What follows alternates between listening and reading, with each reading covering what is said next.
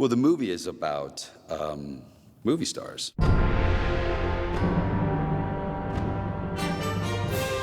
It's an old-school look at the loony bin of the movie industry. The human vulnerabilities are very exposed and magnified within the movie world. We have movie stars who are playing movie stars, and so they sort of bring their own movie star luminosity to the part of portraying and inhabiting the movie star. Thoreau!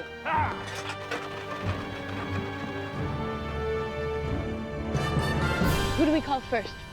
New York first. Time to check in with Mr. Skank. Eddie Mannix, played by Josh Brolin, handles all the micro details of the actors' lives and makes sure that they conduct themselves in a way that would be appropriate for their position and for their fans. Anna, having a child without a father would present a public relations problem for the studio. The aquatic pictures do very nicely for us. So you go and strap on a fish ass and marry Arnie Seslem. He creates safety in the bubble. That's the paternal side. Somebody who knows when to be stern. Now, you listen to me, Buster. Nick Skank in the studio have been good to you and to everyone else who works here. If I ever hear you bad-mouthing Mr. Skank again, then it'll be the last thing you say before I have you tossed in jail for colluding in your own abduction. I wouldn't. Oh, no. Shut up. Yet he relays the fact that he cares about you, that he's gonna be here for you. You're gonna go out there and you're gonna finish Hail Caesar. You're gonna do it because you're an actor, and that's what you do. Just like the director does what he does, and the writer and the script girl and the guy who claps his sleigh. You're gonna do it because this picture has worth, and you have worth if you serve the picture, and you're never gonna forget that again. Eddie Mannix, and for that matter, Thora and Cecily Thacker, they're like shepherds trying to wrangle the myth into a myth shape and trying to kind of lop off the bits that are a bit too much like normal life or human behavior and trying to wrangle it into our dreams. People don't want the facts, they want to believe. Probably the role of fixer shifts into PR representative or agent or manager. Their relationship with their client depends on their client being able to turn up for work. Door swings open. Left. Yes, sir. Yes. In 51, you could get away with literal murder.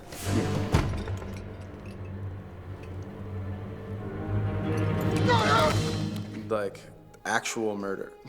Like, you could just be like, Eddie, I messed up, man. he's like, just don't touch anything, I'm on my way. And it would go away. And that is a scary thought. Don't play dumb, Eddie. I'm talking about on wings as eagles. What? Thora and Thessaly are identical twins. What kind of name is Thora, anyway?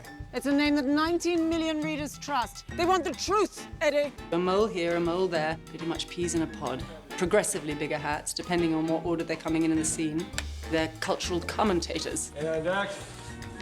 Well, now, this is interesting. I didn't know you two were friends. Well, yes, we're friends. We're We're fixing to be friendly, tell you that. That's good. Fixin' to be friendly. That can be my column headline. It was Luella and Hedda that inspired Ethan and Joel, not just what they did, but the fact that there were two of them and the fact that they were set up as empresses opposite each other. Yeah. Just coming to see you. Baird Whitlock, your biggest star, got his first major part by engaging in sodomy with the picture's director, Lawrence Lawrence. This will be the story of the year. Dirt is good for them. They want the dirt because they want to have something to print.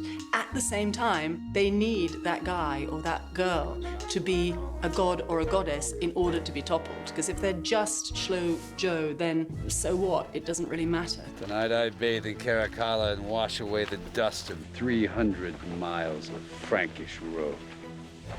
Thoreau. Thoreau! The character that I play is just a clueless movie star, which, I don't know, could never happen. Here's the thing. With Joel and Ethan, this is the fourth film I've done. When I finished Burn After Reading with them, we said that I'd completed my trilogy of idiots. Oh, joy. Then they brought me back for this one, which is I may be the dumbest I've ever been in it. I'm not even talking about money. We're talking about economics. Good, sure. So, now, do I get a share of the ransom? No, Mr. Whitlock. The Coen brothers have made several films in this film. There's an amazing cowboy film. There's an amazing mermaid, Esther Williams, synchronized swimming film. And then there's Merrily We Dance. It is kind of this trip through all these different old Hollywood genres. It's complicated. It is a dream factory, and that's not an easy thing to finesse, to make a dream world, because this is a dream world made by humans, and they tend to be not so dreamy sometimes.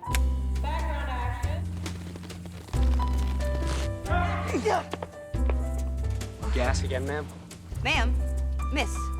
Do I look married? No, miss. No. The starry-eyed, like, good girl is maybe not such a good girl in the real world. Are you sure he's the father? Yeah, absolutely he's the father, yes. Pretty sure. And Bert Gurney, the song and dance man, is maybe not what he seems like on the surface. I think back then the public wanted to believe that the movie stars that they were seeing up there on the screen were, in fact, as otherworldly and ideal as they were being projected. Hey, Maxie, bring me my S back. Deanna is kind of an Esther Williams type of movie star. She's probably like a lot of movie stars in, now and forever, discovered or plucked from anywhere, nowhere, probably Red Hook or something like that.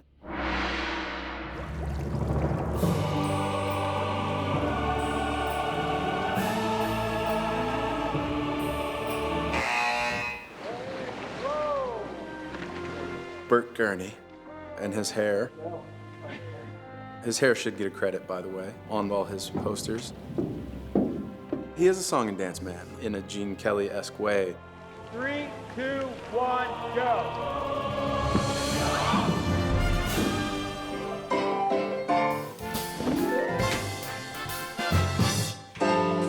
I think he has done other things, probably a Western here and there, but I think this is where his bread and butter is.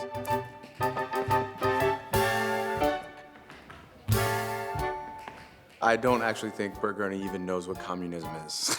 I think if they were to ask him, he would tell you about the outfits. I think he's kind of a moron in that way.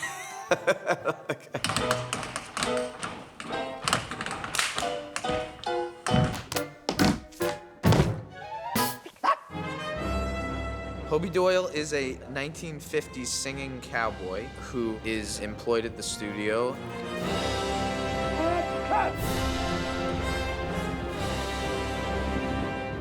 I can do the handstand smoother if you give me another shot at it. I'd done a Southern accent in a movie before, but with this, it was so much easier because the Coens write in the accent, basically. How you get into pictures, Hobie? I wrangled for a while, and then they saw I could say a line or two, and I was Bad Clem or Deputy Number 2 or the guy's buddy for a couple of years, and then someone heard me sing, and they made me the guy.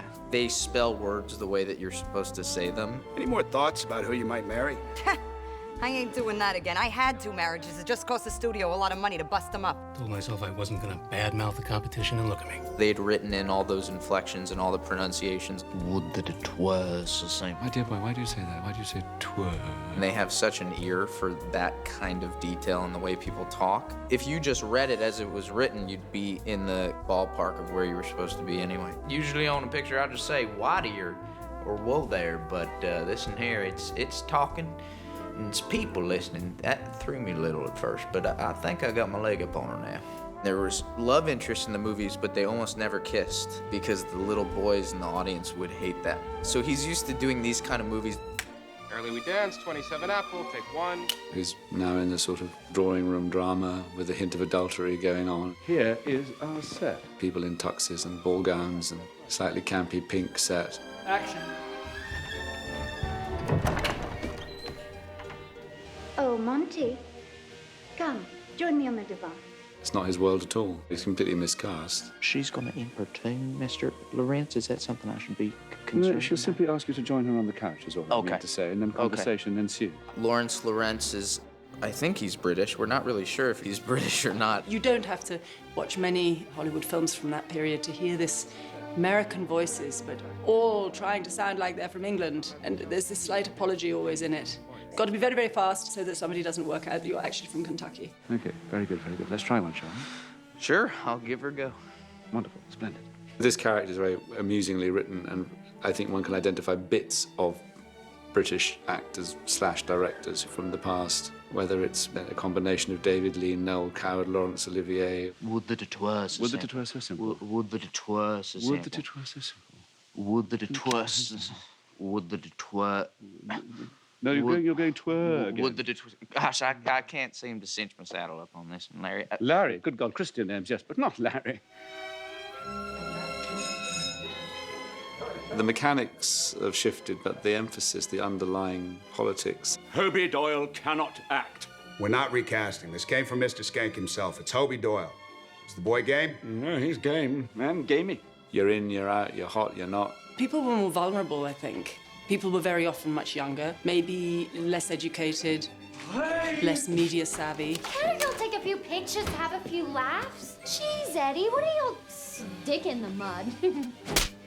Well, the business has changed considerably because it doesn't have the star system anymore. But it's still crane with a camera and a director standing next to you. That part of filmmaking has changed very little.